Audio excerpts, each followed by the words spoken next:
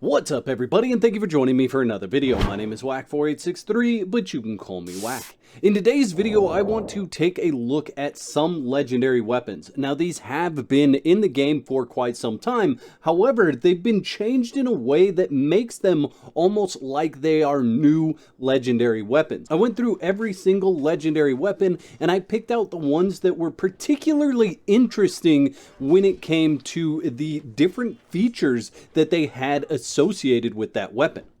Now I think this is the right way for Funcom to approach legendary weapons, and I'm hoping to see more like this in the future. But for now, there's a short list of legendary weapons that, like I said, have been in the game for quite some time, but with the changes that came with the Age of War, these are like brand new legendary weapons. Let's get into it. So the first one on our list here is Heart's Blood. Heart's Blood is a dagger. It does 44% health damage and has 19% armor pen. It is legendary, so you will not be able to repair these, but it does have 1800 durability. Now you could add a durability kit onto these because you're really going to use these for the damage from the status effects that it applies. They apply bleed and gouging, which is really like a double bleed. So when you are attacking humanoid type or living type creatures in the exiled lands, you're going to see 2 bleed icons on there, and it is going to stack all the way up to 20 for each of those icons. The nice thing about gouging as well is that you can use that against the undead. So this is bleed for the undead. So these are really good daggers to keep in your kit for when you're fighting all sorts of different stuff. Like I said, it does a lot of status effects to live creatures, and it does a bleed effect to the undead. The next on our list in the dagger category is the Grim. Now the Grim has 31 health damage and 18% armor pen. Now you might be thinking, wow, that health damage is really low. However, this has the escalating perk. What that means is that as you progress through your combo, it's actually doing more damage. Now this only has 750 durability, so I highly recommend putting a durability kit on this. However, if you do decide to use the Grim, watch as you are fighting and as you are going through that combo, just how much damage the Grim is actually doing, because it escalates in the amount of damage it's doing based on how far you are in that combo. Now obviously that means that you have to balance the amount of stamina you're using and the amount of stamina that you have, because you want to complete a full combo with these daggers in order to get the maximum effect. The next on our list is the Zybar knives. Now the Zybar knives do health damage of 45 and armor pen of 18%. You can see they apply bleed, but they also apply diseased. Now the disease status effect is unlike any other status effect in the game. It actually works almost opposite of any other kind of status effect. Let me explain. When you apply diseased, for every stack of disease, it's actually going to take 0.5% of the total health bar every 10 seconds. So when you get that to a full stack of 10, it's actually doing 5% of the total health bar that the enemy has. So this is more powerful when the enemy has more hit points. So the higher the hit points the enemy has, the more hit points it's going to lose from disease. And the disease status effect actually lasts for quite some time. So it's best to go in and start with these daggers, apply 10 stacks of disease, and then possibly switch over to the Heart's Blood so that you can get both the bleed and the gouging effect from that. So you really have 3 different status effects that are working to tear down the hit points of that enemy. And then just watch for the disease icon to go away and then reapply that to the target. The next on our list is the White Blade. Now the White Blade is going to have health damage of 60 and armor penetration of 9%. This guy has the Spectre coating applied all the time, so you don't have to worry about that ever running out. Spectre coating is one of the only status effects that will apply damage to the undead, much like bleed. Obviously, you can do that with gouging as well, so you could actually stack gouging and the specter coating together against the undead to kill them even faster. Spectre coating stacks to 10 and it inflicts 5 damage every second for each stack, so you can get up to 50 damage per second with the Spectre coating. The next on our list is the Dueling Blade of the Hawk, coming in with health damage of 60 and armor penetration of 9%. It applies Cripple and Sever. Now you guys probably already know what Cripple is, but many of you may not know what Sever is. Sever is actually the most powerful cripple effect in the game, where the cripple effect slows you by 30% for 2 seconds and can be stacked up to 5 times. The Sever effect can only be stacked once, but it does slow you to 90% for 2 seconds. So this is a very powerful weapon for slowing your targets down. The Bane of Kostrakel has health damage of 60 and armor penetration of 9. It has cripple, but it also has bonus strength. When you equip this weapon, you're actually going to get 15% bonus strength.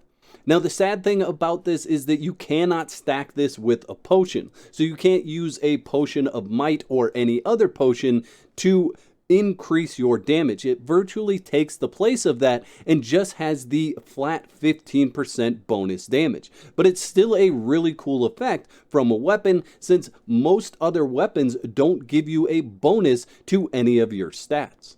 Down to the bows, the first we have here is the Huntress with 26 health damage and 9% armor pen.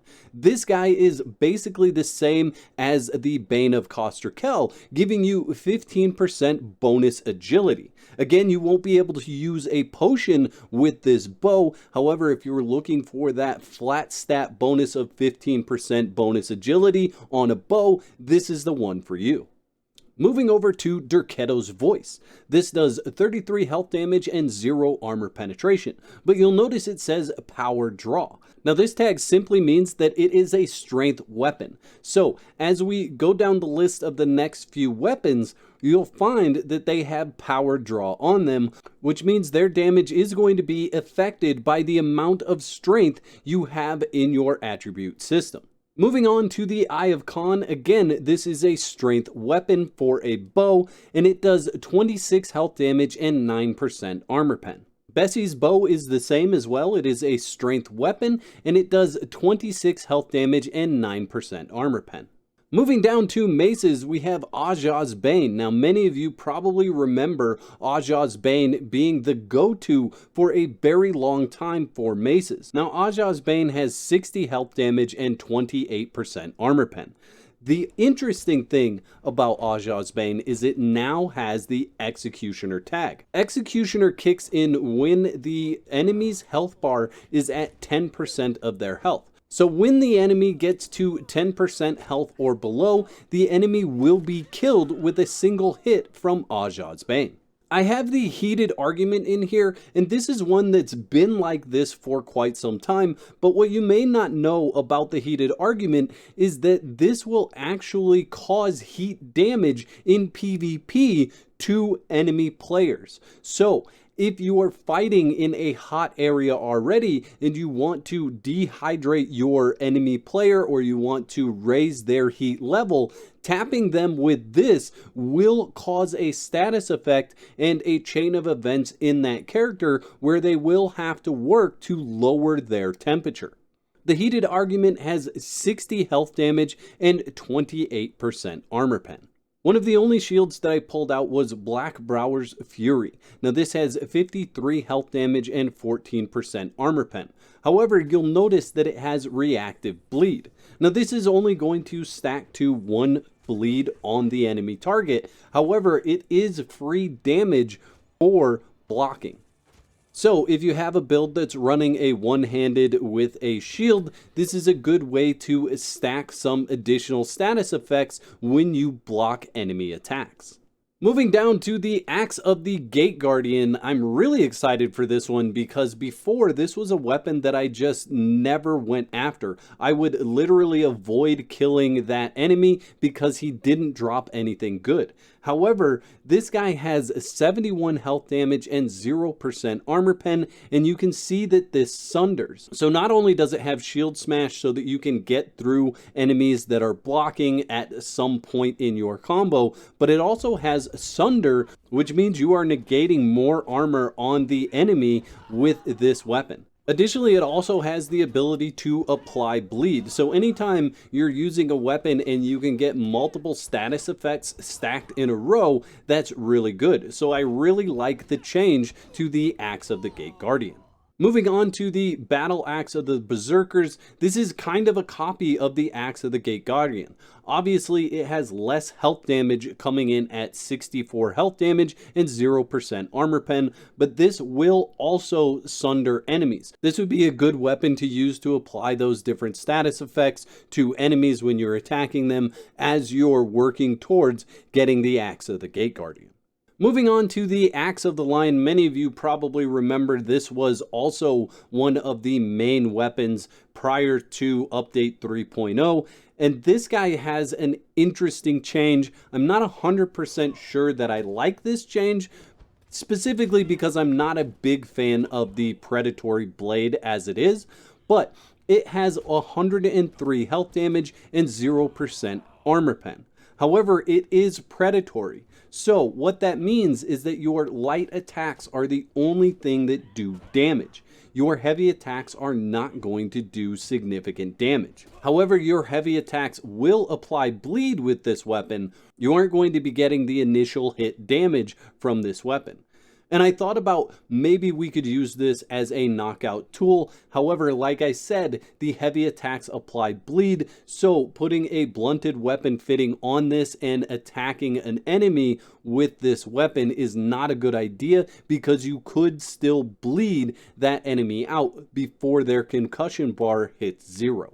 And since it's a status effect, it still applies even after they're knocked out. So I don't recommend this for knocking enemies out. But if you're someone that just wants to use light attacks, this is a good route to go because it has a very high health damage number. Moving down to the Watchblade with 74 damage and 22% armor pen.